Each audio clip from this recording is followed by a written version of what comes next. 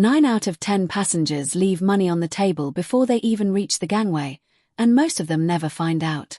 There is a set of everyday practices that crew members are trained on but are never told to bring up first, not because anyone is hiding something sinister, but because a cruise line runs on default settings, and defaults only work in the company's favor when nobody asks a question. If you are the kind of traveler who worked hard for a fixed retirement income and wants every cruise dollar to go further, this one is for you. I spent years working guest-facing departments across multiple ships, from the front desk to the dining room to the medical center, and I watched these patterns repeat sailing after sailing. 2 of them, coming later in this video, involve bills that can run past $100,000 if you don't know what to check before you ever step on board. Let us get into it. The charge sitting on your onboard account right now is not fixed, and almost nobody realizes that. Cruise lines apply a daily gratuity charge automatically to every guest's account, and it is presented as a policy, but it is actually a default setting that guests are allowed to adjust or remove at guest services. The reason it works this way is simple. Automatic charges collect more revenue than optional ones, because most people never look closely at a bill that gets settled quietly at the end of the week. That is the psychology behind it. The charge never feels like a single moment of spending, so it never gets questioned the way a restaurant bill would. Margaret, 71, from Tampa, Florida, paid the full 9 days of gratuities even though her cabin steward barely serviced her room the entire cruise. She later learned she could have walked to guest services and asked for a review the same week it happened. A guest who knows this can walk away having paid a fair amount for the service actually received, while a guest who doesn't know simply pays the sticker price regardless. Here is what you do. Go to guest services in person, not through the phone in your cabin. Calmly explain what happened during your sailing. The exact words to say are, "I'd like to review my auto gratuities for the week, may we adjust them together?" This next one hits closer to home than you think. Before I begin, I want to say something personal. Most people watching this are planning a cruise for themselves, or for someone they love. Maybe it's a retirement trip. Maybe it's an anniversary. Maybe it's the trip you've been saving for years. I made this channel for exactly that person, because nobody should spend their dream vacation dealing with problems that could have been prevented. If that's why you're here, hit subscribe right now. Because every single week, I put out information that protects your money, your health, and your experience on that ship, and I would hate for you to miss it before your sailing date. There is an upgrade program that almost never gets announced over the intercom, and it exists on nearly every sailing.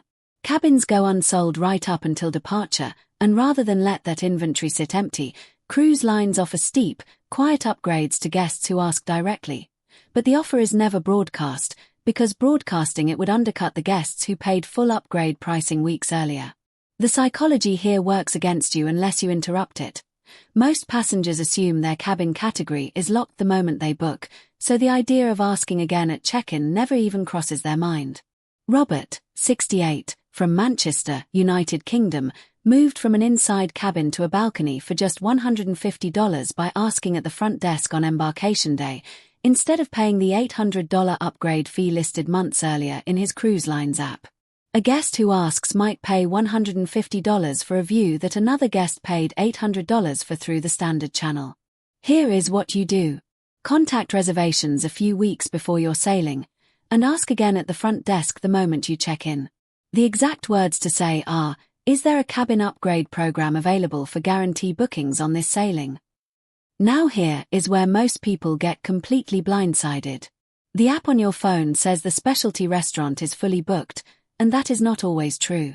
Restaurants on board hold back a small number of tables specifically for guests who show up and ask in person, because the app inventory is managed separately from the physical dining room, and staff are trained to protect a few tables for walk-up requests and special occasions.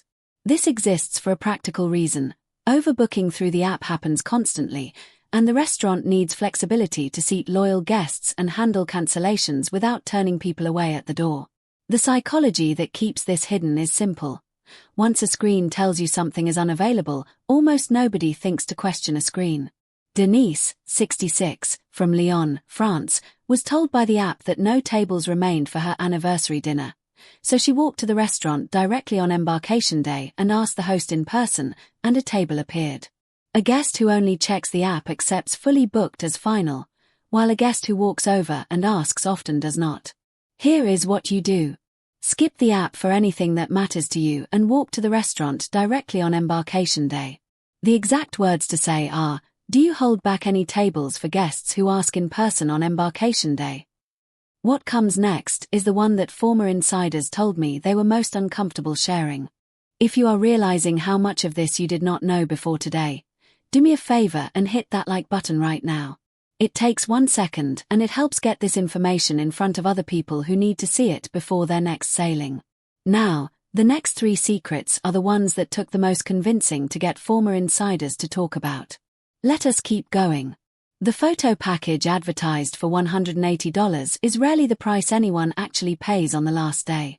Cruise lines price photo packages high early in the sailing because impulse purchases happen most on port days when guests are excited and distracted, but by the final sea day, unsold inventory needs to move, so the photo desk is authorized to discount heavily rather than let printed packages go to waste.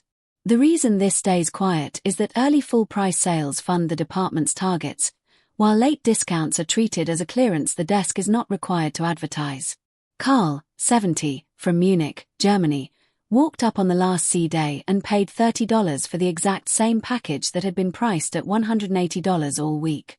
A guest who buys early pays full retail, while a guest who waits until the final sea day and asks pays a fraction of that price for the identical product. Here is what you do. Hold off on any photo purchase until the last full sea day of your cruise, then go to the photo desk directly. The exact words to say are, is there a final day discount on photo packages before we disembark? Room service on most ships still comes at no extra charge, but the speed and quality of what arrives depends heavily on something almost no guest thinks to do upfront.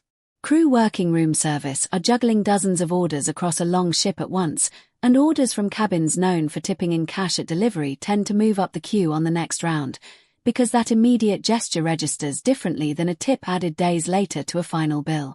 Susan, 74, from Vancouver, Canada, started handing a few dollars in cash at the door with every order, and her delivery times and order accuracy improved noticeably for the rest of her sailing. A guest who tips only at the end of the cruise sees average service throughout, while a guest who tips small amounts upfront at each delivery tends to see faster, more attentive service the whole week. Here is what you do. Keep a small stack of cash in your cabin and hand a few dollars to the crew member at the door when your order arrives. The exact words to say are, "Thank you so much, I have something for you here." Shore excursions booked directly through the ship almost always carry a markup over booking the identical operator independently at the port. The ship earns a commission for bundling the excursion into your cruise fare, and that commission is built into the price you see in the excursion desk brochure, even though the tour company running the activity is frequently the same one you could book directly at a lower rate. What keeps most guests from booking independently is a fear of missing the ship's departure, since the ship only guarantees a wait for its own booked excursions. Fiona, 69, from Bristol, United Kingdom, booked the same Cozumel snorkeling operator independently, confirmed a return time 2 hours ahead of all aboard in writing, and saved $85 over the ship's listed price for an identical experience. A guest who books through the ship pays the bundled rate for a guaranteed return window, while a guest who books independently and confirms a generous return buffer keeps the savings without taking on real risk. Here is what you do. Research the independent operator online before your cruise, confirm your return time in writing, and build in at least a 2-hour buffer before the ship's all-aboard time. The exact words to say are, what time will I be back at the pier, and do you guarantee it? Think that is bad. Wait until you hear what comes next. Spa pricing on the first afternoon of your cruise is consistently lower than it will be on any port day for the rest of the sailing. The spa runs promotional pricing at embarkation to fill treatment slots quickly, before the ship has even left the dock, because empty appointment slots on a slow first afternoon cost the spa revenue it cannot recover later. Once the ship reaches its first port day, demand rises and pricing rises with it, and the embarkation day rate quietly disappears without any announcement. Helmut, 72, from Cologne, Germany, booked a massage within 2 hours of boarding and paid $40 less than the identical treatment cost on the ship's first sea day. A guest who waits until mid-cruise pays the standard port day rate, while a guest who books the same afternoon they board captures the embarkation discount before it vanishes. Here is what you do. Head to the spa desk shortly after boarding, before you unpack, and ask specifically about first-day pricing. The exact words to say are, "Do you have first-day booking specials for spa treatments today?"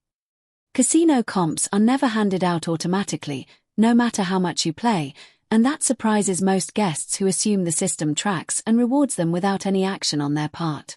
The player tracking system logs your activity, but the comps attached to that activity, free drinks, dining credits, even cabin upgrades, require a host to apply them manually, and hosts are trained to wait for a guest to ask rather than volunteer comps unprompted. Walter, 68, from Phoenix, Arizona, played for several hours without realizing comps were available until he asked the host directly, at which point drink credits and a dining credit were applied to his account immediately. A guest who plays without asking receives nothing beyond the game itself, while a guest who asks the host directly after a few hours of tracked play often receives real value on the same trip. Here is what you do. Sign up for the Players Club on day 1, play for a few hours, then find the host and ask directly. The exact words to say are, "Could you let the host know I'm interested in comps for my level of play?" What comes next carries the highest stakes of anything in this video. The onboard medical center bills completely separately from your cruise fare, and most regular health insurance, including Medicare, does not cover a single dollar of it. The medical center operates more like an independent clinic that happens to be located on a ship, charging guests directly for every visit, and because international and onboard care typically falls outside standard domestic health coverage, guests are often stunned to receive a bill in the hundreds or thousands of dollars for something as routine as a fall or a stomach bug. The reason this catches so many people off guard is that the ship otherwise feels like an extension of home, so guests assume their regular coverage extends with them, right up until the invoice arrives. Barbara, 75, from Ottawa, Canada, fell on a wet deck and needed treatment at the onboard clinic. The total cost, $1,200. It was fully covered because she had confirmed, before sailing, that her travel insurance specifically included onboard medical center visits and not just shoreside hospitals. A guest without that specific coverage pays the full $1,200 out of pocket, while a guest who confirmed it in advance pays nothing at the time of treatment. Here is what you do. Buy cruise-specific travel medical insurance before you sail, and get written confirmation that it covers onboard medical center treatment specifically. The exact words to say are, "Can you confirm this policy covers onboard medical center treatment, not just shoreside hospitals?" And here is the one that carries the highest cost of anything in this entire video. A serious medical emergency at sea can require helicopter evacuation, and that single event can cost well over $100,000, a figure that catches most travel insurance policies far short of what they actually cover. Standard travel insurance is often written with evacuation caps in the tens of thousands of dollars, a number that sounds generous until it meets the real cost of a helicopter and a medical team pulling a patient off a moving ship in open water. Crew members who have lived through an actual evacuation know exactly how fast that gap between coverage and cost becomes the passenger's problem, not the cruise lines. Gerald, 77, from Southampton, United Kingdom, needed a helicopter evacuation near Bermuda after a sudden medical emergency. The total cost, $95,000. It was fully covered because his policy specifically carried $250,000 in emergency evacuation coverage, confirmed in writing before he ever boarded. A traveler with a low evacuation cap can be left owing tens of thousands of dollars personally, while a traveler with verified high-limit coverage walks away from the same emergency owing nothing beyond a phone call to their insurer. Here is what you do. Before your next cruise, call your insurer and verify your evacuation coverage is at least $250,000. The exact words to say are, "Please confirm in writing that my policy includes at least $250,000 in emergency medical evacuation coverage."